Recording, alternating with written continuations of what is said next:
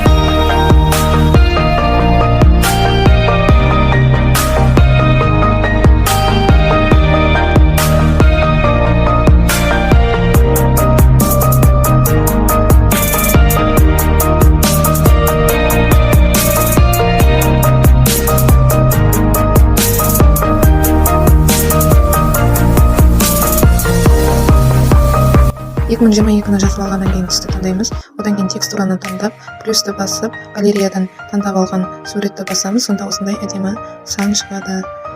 Бұны таңдап алған себебім шаблонға ұқсас, жаңа жылдың мерекесіне сай ретінде таңдап алған болатынмын. Одан кейін өздеріңіздің қалауларынша суретті қоюға болады.